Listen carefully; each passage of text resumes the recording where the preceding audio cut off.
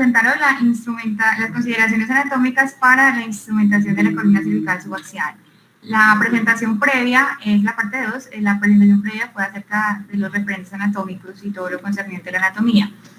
La instrumentación cervical posterior es un procedimiento completamente común para los neurocirujanos. Lo usamos en pacientes con trauma, afectaciones neurodegenerativas, infecciones, neoplasias y por supuesto la corrección de las malformaciones congénitas.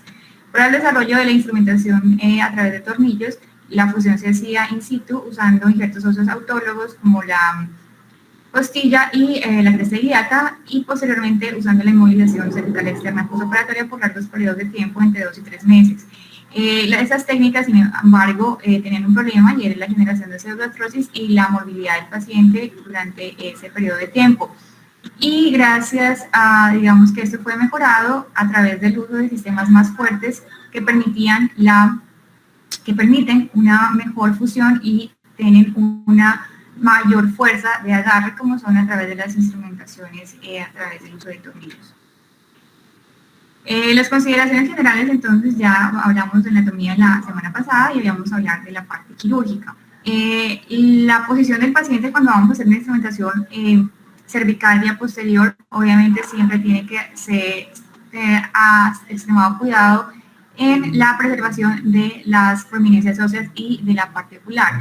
Hay que tener en cuenta que independientemente de las medidas que tomemos, entre el 3 y el 5% de los pacientes tienen un riesgo de desarrollar ceguera inherente a la postura en prono. Usamos el cabezal de Mansfield como una medida para el soporte de la cabeza y que nos permita la adecuada posición cervical, y eso es muy importante, digamos que uno de los pasos más importantes de la cirugía, porque nos va a permitir dos cosas. El primero es lograr una instrumentación en la posición más cómoda para nosotros posible, y segundo, lograr el mejor resultado posible, porque después de la instrumentación necesitamos que el paciente tenga una posición cervical lo más fisiológica posible después del procedimiento. En ese sentido necesitamos una cabeza en posición neutra durante el procedimiento y teniendo como proyección que la mirada tenga o conserve la proyección horizontal cuando el paciente se detiene. Es importante también tener en cuenta que cuando estamos empezando en este procedimiento de la disección, generalmente quisiéramos hacer una disección lo más amplia posible para poder observar la mayor cantidad de tejido óseo y tener los mayores referentes anatómicos. Sin embargo, una exposición excesiva de las masas laterales, de las masas laterales y las articulaciones facetarias con sus cápsulas, se asocia a peores desenlaces, especialmente porque cuando usamos el monopolar para quemar y hacer la disección, lo que estamos haciendo es desvascularizar el tejido y empeorar el pronóstico de cicatrización y de generación de callo óseo. Entonces, esto generalmente lo hacemos de manera incorrecta en los extremos C2 y C7, cuando no necesitamos llegar a estas regiones cervicales, y eso nos puede traer problemas, sobre todo la enfermedad del segmento adyacente, porque obviamente ese segmento que va a quedar desvascularizado va a tener mayor probabilidad de degeneración. Y finalmente la disección superióstica va a ser muy importante, y eso, digamos, que es en lo que nos entrenamos los primeros años para poder disminuir la morbilidad asociada a la pérdida sanguínea, sobre todo cuando no hacemos la disección adecuadamente, sino nos vamos a traer a transmuscular. Entonces, cuando hablamos de la instrumentación vamos a empezar con la instrumentación de masas laterales de la región cervical. Entonces, vamos a encontrar en la literatura que dan diferentes técnicas. Las traje a colación para que las repasemos brevemente, las indicaciones y los riesgos y lo que nos pueden aportar. La primera y una de las más conocidas es la técnica de Roy Gamil, la cual está descrita en el punto central de la masa lateral, con una inserción lateral 10 grados en una dirección caudal del tornillo, 90 grados en dirección de la faceta lateral. Esta inserción o este tornillo nos va a permitir una adecuada inserción entre el 89 y 93% de los casos, y está asociado a una lesión radicular en el 0.8% de los pacientes. Sin embargo, tiene un alto riesgo de presentar o de tener una disposición intraarticular del tornillo hasta en un 22.5%, especialmente por la disposición caudal. Y finalmente, otro de los riesgos que tiene esta instrumentación es la lesión vascular. La segunda técnica es la de Nazarina y Luis, que es una técnica en la cual se tienen exactamente estas medidas, es un poco más craneal en cuanto al punto de entrada de la masa lateral. La dirección es 90 grados nuevamente en dirección a la articulación facetaria y tiene las consideraciones en cuanto a los riesgos similares a la previa, sobre todo en cuanto a riesgo de quedar el tornillo intraarticular. La técnica de Anderson tiene una leve variación y es que el punto de entrada se corresponde un poquito más medial al 2 milímetros medial al punto central de la masa lateral, y el compromiso foraminal sin lesión radicular, simplemente que el tornillo quede a nivel foraminal, se ha descrito hasta en el 90% de los pacientes. La dirección es 10 grados lateral y la dirección del tornillo en el plano sagital va a ser entre 30 y 40 grados craneal. Esta es la técnica de Maguire, es un poco más parecida a la que nosotros usamos y es una técnica un poco más medial y superior en el plano de la masa lateral. Está dirigida completamente hacia la articulación, más o menos entre 20 y 30 grados, y obviamente tiene una dirección craneal en el plano sagital completamente paralelo a las articulaciones facetarias. El compromiso del foramen sin lesión radicular se ha descrito en el 95% de los pacientes, especialmente por esta dirección craneal que va a ser un poco difícil de seguir en los primeros años de práctica. La lesión de la raíz se ha descrito hasta en el 7.3% de los casos y tiene una frecuencia de adecuada inserción de los mismos variable, precisamente porque necesita un rango importante de entrenamiento para lograrlo. La lesión de la raíz como tal, o la disposición de las lesiones del tornillo intraarticular se ha descrito hasta en el 2.4% de los pacientes, muy inferior al que previamente estudiamos, porque precisamente la disposición del tornillo es hacia craneal. Esta es otra técnica, la técnica de Ann, es simplemente la disposición medial del tornillo y ya no la vamos a dirigir craneal, sino completamente perpendicular en el plano sagital con una frecuencia de compromiso foraminal de hasta el 60%. Esa es una variación un poco similar, pero aquí la disposición es medial e inferior en cuanto a la aplicación del tornillo en la disposición de la masa lateral, con la conservación de la disposición lateral en cuanto a al plano coronal, y sigue siendo craneal en cuanto a la disposición del plano sagital, siguiendo la morfología de las articulaciones facetarias.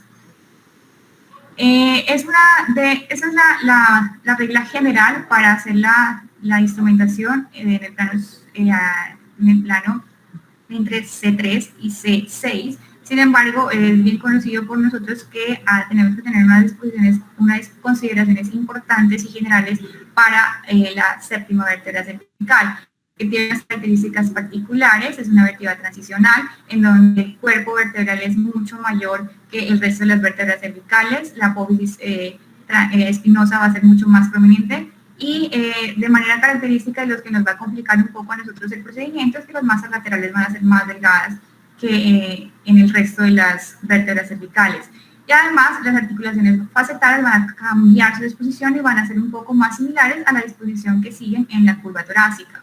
Esta es la disposición entonces de la séptima vértebra cervical en un plano sagital y en un plano coronal, y nuestro tornillo a masa lateral, en este caso, que es el tema pues, que estamos desarrollando, tendría que cubrir esta pequeña porción. Digamos que uno de los pioneros en desarrollar esa instrumentación pues, fue el doctor Nasser Anjad, desde uno de sus documentos históricos como este que traigo a colación. Entonces nos describen, y ya estudios posteriores nos han descrito, que ninguna de las técnicas previamente descritas para las vértebras en C3 y C6 se ajusta perfectamente a la séptima vértebra cervical. Las principales complicaciones que vamos a tener en este nivel van a ser la violación foraminal o de las articulaciones facetarias a través de la instrumentación con los tornillos, tanto en el plano coronal, sagital o axial, y asimismo la imposibilidad para implantar un tornillo más largo. Y generalmente, debido a la disposición de la masa, un inadecuado agarre óseo va a estar también, lo debemos tener en cuenta. Es importante saber que la instrumentación en C7 va a ser importante en los pacientes en los que tienen un alto riesgo de pull-out, sobre todo en los pacientes que tienen osteoporosis y los pacientes en los cuales no quisiéramos extender la instrumentación más allá en el plano pues, torácico o tampoco en el plano cervical. Sin embargo, muchos autores recomiendan que si ese no es el caso y esa masa se pudiera obviar en su instrumentación cuando fuera el caso. Esta es una de las recomendaciones que tenemos actualmente para lograr la instrumentación AC7. Es una técnica de Roy-Camille modificada que tiene un índice de falla de hasta el 9% en las series pues, descritas en la literatura, que todavía pues sigue alta.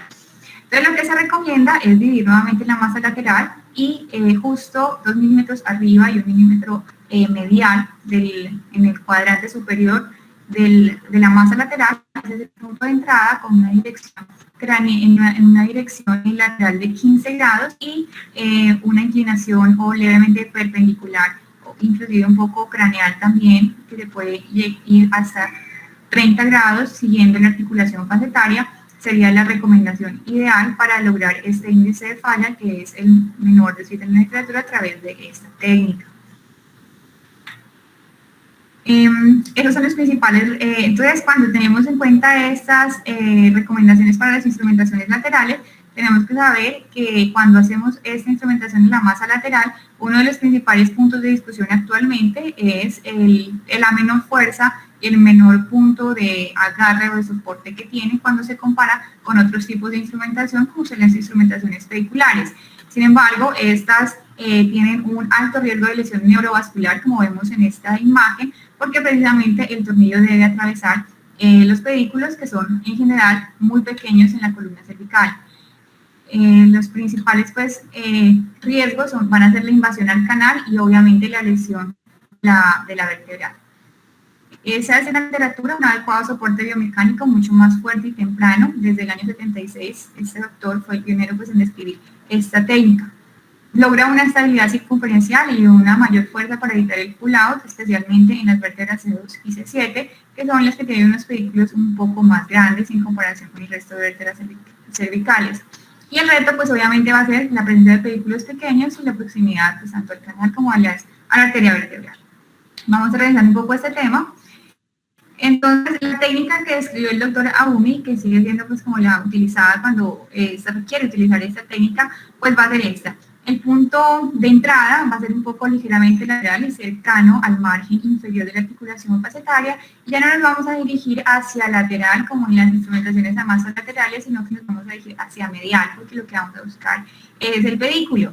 La angulación entonces va a estar descrita entre 25 y 45 grados dependiendo del nivel en donde estemos, y la inclinación sagittal pues va a ser paralela al platillo superior de los pedículos en las últimas vértebras cervicales, desde C5 hasta C7, y ligeramente cefálico, siguiendo la dirección pues, cefálica en las primeras vértebras cervicales C2, C3 y C4. Esta es una descripción interesante que encontré acerca de una instrumentación, o lo que generalmente se escribe esas técnicas a través del uso de la neuronavegación. Sin embargo, también las encontramos a mano alzada o sin el uso de esta ayuda. El punto de entrada, entonces, escrito como una modificación a través de este grupo brasileño, es 2 milímetros lateral al centro de la masa, pues, de la vértebra cervical y justo debajo de la articulación facetaria, en este caso, pues una consideración específica para los tornillos pediculares AC7.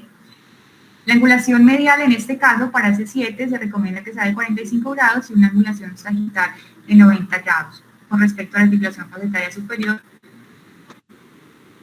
hay que tener esas consideraciones anatómicas cuando se quisiera tener en cuenta este tipo de instrumentación para la séptima vértebra cervical, y es que ese es un estudio cadavérico y ese es el promedio de las medidas de la séptima vértebra cervical, que, vuelvo y repito, es una de las un poco más complejas a la hora de instrumentarla.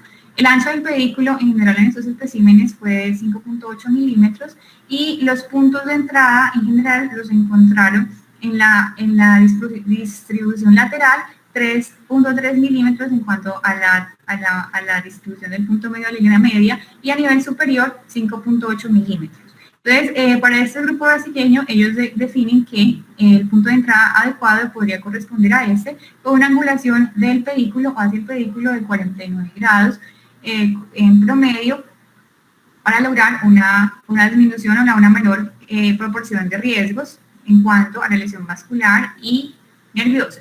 Este esquema nos muestra también a manera didáctica los puntos adecuados que pudiéramos utilizar cuando señalan esta más o la cruz, es el adecuado punto de entrada, y los puntos o las letras que tienen un signo menos, son los sitios o las angulaciones erróneas que se puedan tener.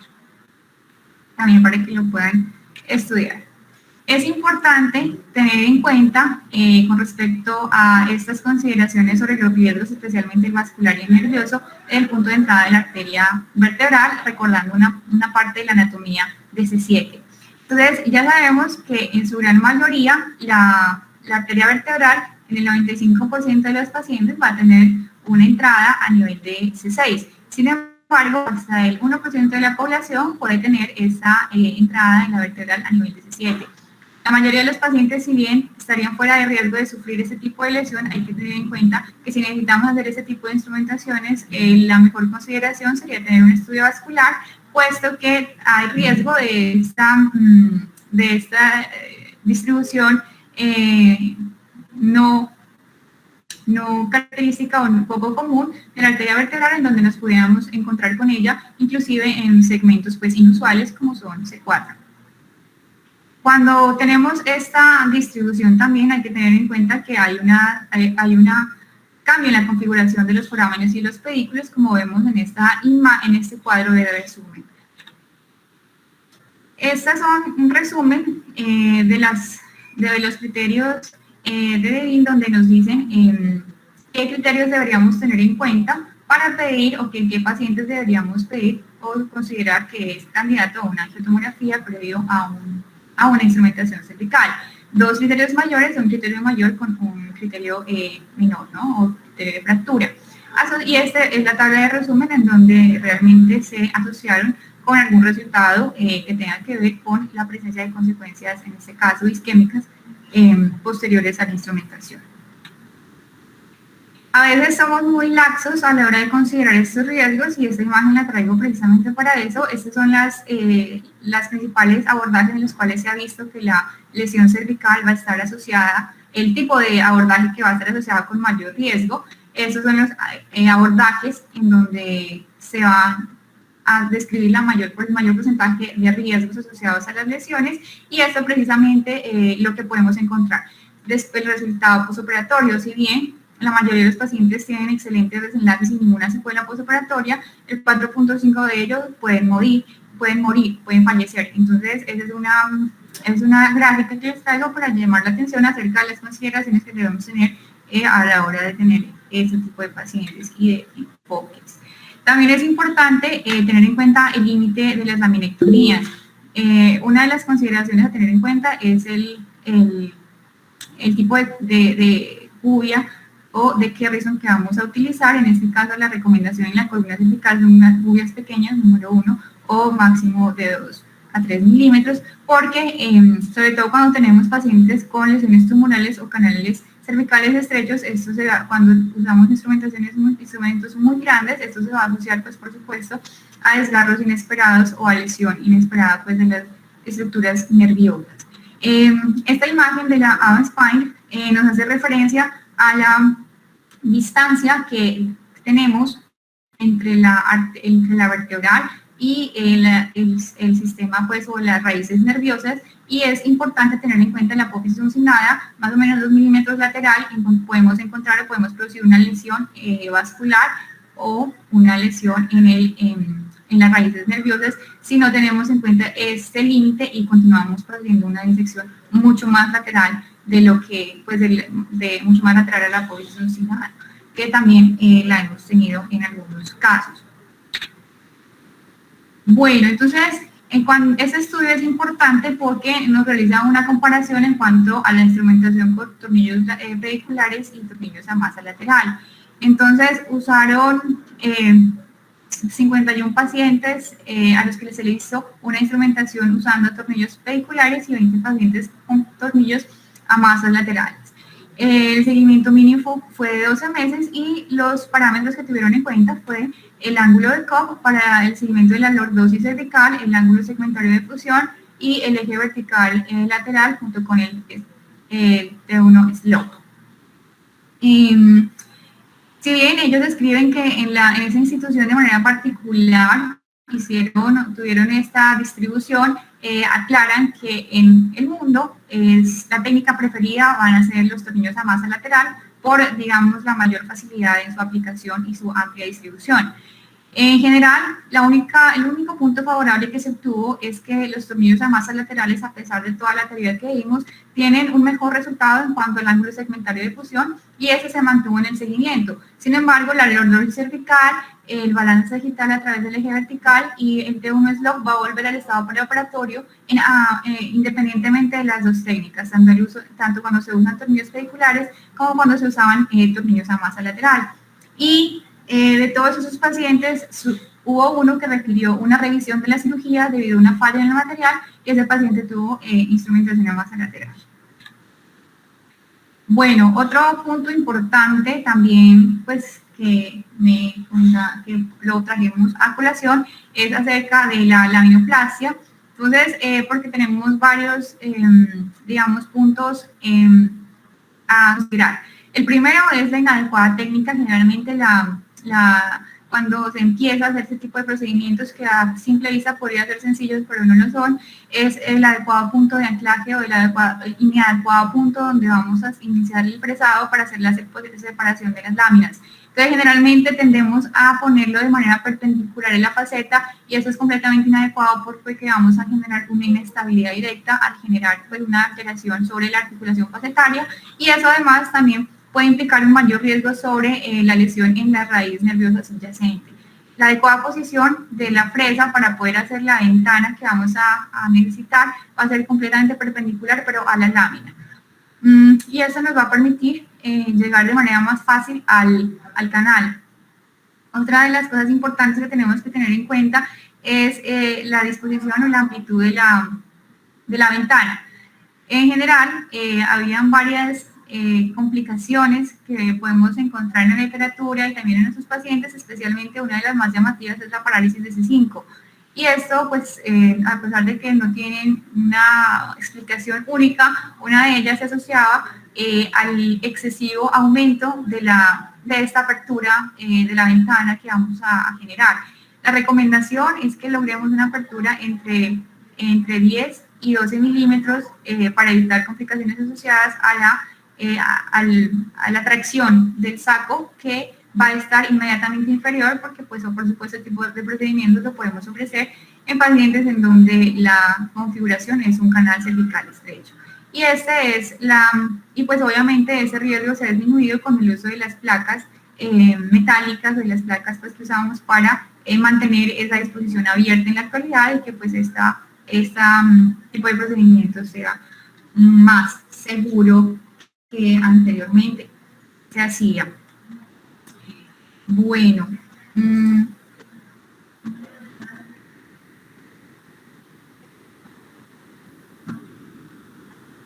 momento, por favor. Bueno, y este nuevamente es uno de los resultados, pero ya en el plano sagital de la instrumentación. Cómo vamos a obtener el resultado. Bueno, existen unas técnicas que últimamente han estado como en boga, que son las técnicas mínimamente invasivas a la columna cervical. Entonces podemos encontrar hasta la fecha dos tipos de técnicas. Una de ellas son las abordajes a través de laminotomías y foraminotomías usando esos dispositivos tubulares.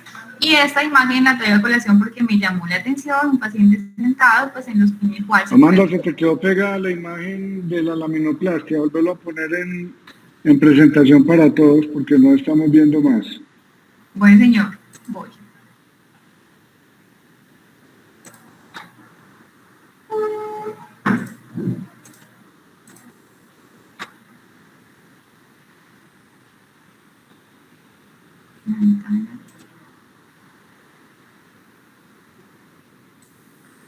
Listo, ahí, profe, está bien. No, ahí no estás en modo de presentación, vuélvelo a poner de abajito.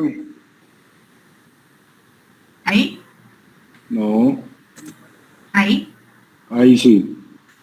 Bueno, este es el resultado entonces definitivo que vamos a encontrar en estos pacientes en cuanto a la disposición lateral, y es de recordar que pues mínimo cuando vamos a realizar este procedimiento pues tenemos que considerar por lo menos 3 niveles para que sea efectivo, idealmente 4. Esta es una, ya para pasar al siguiente tema, las técnicas mínimamente invasivas descritas en los últimos años a la columna cervical. Entonces, esta imagen la traigo a colación, me llamó la atención, un paciente sentado en el que podemos aplicar una técnica tubular para practicar una laminectomía o lo que más se ha desarrollado, pues las foraminotomías mínimamente invasivas. Obviamente muy de la mano con el conocimiento anatómico que vamos a tener de estos pacientes para lograr los mejores resultados y que han tenido buenos resultados en las series de casos publicadas en los últimos años. Tanto así que han sido incluidos en algunos libros como Jomans o Wenzel. Esta imagen la traía para comentar algo sobre las instrumentaciones también mínimamente invasivas a nivel cervical, pero que hasta la fecha no tienen una adecuada sedimentación. Bueno, y esto es un poco más, digamos, extenso, que se sale un poquito de la presentación de hoy. Entonces, bueno, a manera de conclusión, la adecuada selección del paciente es la parte o la consideración más importante o ideal para llevar a cabo cualquiera de los métodos que mencionamos, y obviamente tener en cuenta los riesgos a través del conocimiento anatómico que nos van a permitir obtener los mejores resultados.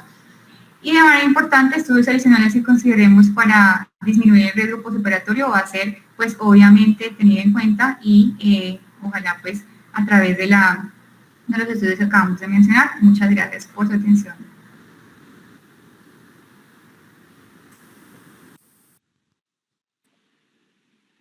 Amanda, te hago una pregunta. El tornillo pedicular de C7, pues a mí me parece que es difícil.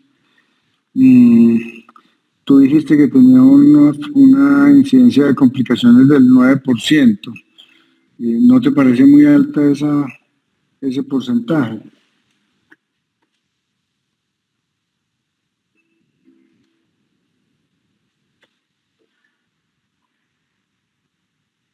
Aló, Amanda. Sí, profe, me pareció alto, inclusive en la mejor de las presentaciones, en la mejor de las series, es del 9%. Entonces, sí, por eso siempre hay la recomendación de que en caso de que no sea estrictamente necesario, se puede dejar sin la aplicación de ese tornillo.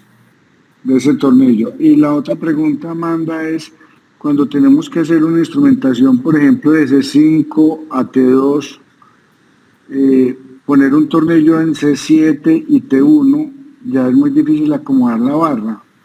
Entonces, tal vez no sería mejor dejar C7 sin tornillo en este ejemplo que te estoy poniendo.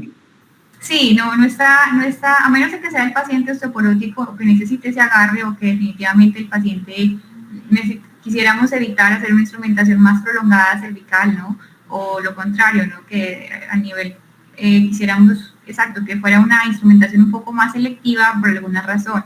De pronto sería la única manera en la que, los únicos casos en los que deberíamos de pronto considerar realmente poner ese tornillo, pero que sea un sine qua non. Nuevamente las guías, pues, de la AOSPINE o inclusive los artículos de diferentes centros publicados en SPINE dicen que podría evitarse sin ningún problema. Precisamente por las consideraciones de que, digamos, la facilidad del entrenamiento o la frecuencia con la que lo ponemos no es alto, y que el porcentaje de falla es ese. O sea, en el mejor de los casos, en el mejor de los centros, 9%, pero de pronto puede ser mucho mayor en otros centros. Ok, Johan Steven levantó la mano. Sí, buenos días. Amandita, gracias por la charla, muy buena. Amandita, una pregunta. ¿Esta técnica con tubular mínimamente invasiva es en paciente bajo anestesia local? Es decir, ¿se puede hacer bajo anestesia local, sin necesidad de anestesia general? No, es con anestesia general en paciente sentado. También puede ser en prono, pero yo les traje la imagen porque me pareció muy curioso o muy interesante con el paciente sentado. Pero es con anestesia general. Listo, Amanda, muchas gracias.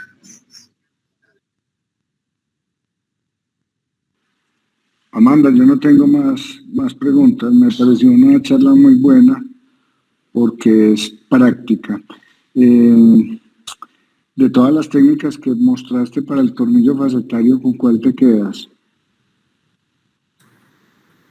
Perdón, sí, para el tornillo de masa, pues. No, pero definitivamente la masa lateral me parece, pues la más adecuada, como vimos, el artículo que les mostré, la diferencia pues en cuanto a resultados después de 12 meses es que los dos van a retornar a lo mismo en cuanto a balance sagital, que es una de las cosas que más discutimos, ¿no? En nuestras reuniones y digamos de lo que más hablamos cuando estamos operando un paciente.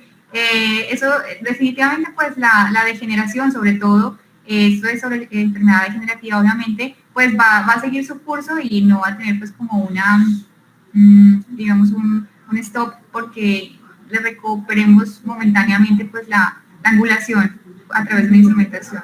Entonces creo que por seguridad del paciente y por entrenamiento la masa lateral es adecuada y también por la literatura, ¿no?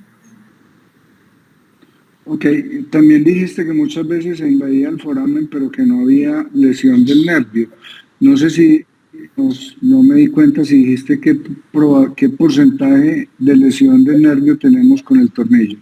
Ah, sí, claro. Entonces, eso es traje porque es muy diferente. Entonces, para las técnicas en donde el tornillo tiene una disposición caudal, masa lateral con disposición caudal, el riesgo es un poco más bajo. Está escrito en 0.8% y cuando tiene una disposición craneal, 2.7%. Entonces, eso es importante porque uno a veces confunde o la literatura describe o uno dice, bueno, tornillo en el foramen, pero eso no es igual a lesión o a déficit del paciente. El tornillo puede estar en el foramen, ¿cierto? Que es muy alto, porcentaje superior al 70%, incluso uno de las técnicas tiene un porcentaje del 95%. Entonces, el riesgo de tener una lesión nerviosa en esas dos técnicas que son como las más usadas, pues es hasta el menor al 3%. Una lesión como tal manifiesta. Sí, de acuerdo. Uno muchas veces se angustia porque en el TAC posoperatorio encuentra el tornillo en el foramen y a pesar de uno haber tomado todas las precauciones, pues le queda ahí. Y finalmente, Amanda, ¿qué longitud de tornillos para una persona normal, con una contextura normal, se recomienda en la faceta, en la masa? ¿O tú atraviesas toda la masa y de acuerdo al sitio donde atravesaste defines el tamaño del tornillo? Es difícil, profe, tener ese cálculo porque nuestras imágenes de tomografía desafortunadamente no son anguladas, sino que son transversas, entonces no tenemos una imagen preoperatoria fija para poder hacer esa medición. En general, dependiendo del paciente, generalmente, ojalá superiores a 12 milímetros, generalmente 14 o 16, pero la mayoría de nuestros pacientes son de 14 milímetros. Eso es la longitud de masa lateral en la cual uno se siente seguro y que tienen un buen agarre, 14 milímetros. A veces son pacientes muy pequeños en los que simplemente un tornillo de 1 centímetro, 12 milímetros, es posible ponerse, pero hay que decirlo pues que no es como no genera como el mejor agarre, ¿no? Entonces idealmente 14 milímetros es lo que, 12 o 14 milímetros es lo que generalmente ponemos, o nos sentimos más tranquilos de poner. De acuerdo, yo por lo general uso de 14 milímetros. Bueno, ahora sí no te molesto más. Si hay algún otro comentario.